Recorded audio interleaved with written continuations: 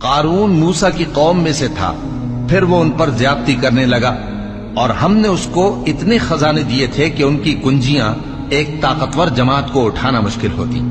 جب اس سے اس کی قوم نے کہا کہ اترائیے مت، کہ اللہ اترانے والوں کو پسند نہیں کرتا، اور جو مال تم کو اللہ نے عطا فرمایا ہے اس سے آخرت کی بھلائی طلب کیجئے اور دنیا سے اپنا حصہ نہ بھلائیے، اور جیسی اللہ نے تم سے بھلائی کی ہے ویسی تم بھی لوگوں سے بھلائی کرو، اور ملک میں طالب فساد نہ ہو، کیونکہ اللہ فساد کرنے والوں کو دوست نہیں رکھتا۔ وہ بولا کہ یہ مال مجھے میرے ایک ہنر کے سبب ملا ہے۔ کیا اس کو معلوم نہیں تھا کہ اللہ نے اس سے پہلے بہت سی امتیں جو اس سے قوت میں بڑھ کر اور جمعیت میں بیشتر تھیں ہلاک کر ڈالی تھیں، اور گناہگاروں سے ان کے گناہوں کے بارے میں پوچھا نہیں جائے گا؟ تو ایک روز قارون بڑی آرائش اور ٹھاٹھ سے اپنی قوم کے سامنے نکلا۔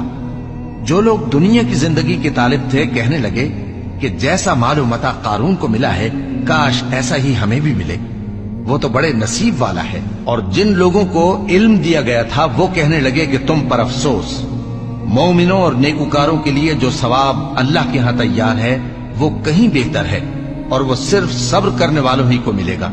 بس ہم نے قارون کو اور اس کی حویلی کو زمین میں دھسا دیا، تو اللہ کے سوا کوئی جماعت اس کی مددگار نہ ہو سکی اور نہ وہ بدلہ لے سکا۔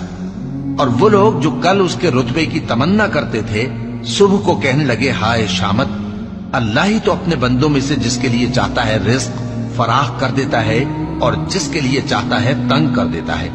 اگر اللہ ہم پر احسان نہ کرتا تو ہمیں بھی دھسا دیتا۔ ہائے خرابی، کافر کامیاب نہیں ہوتے۔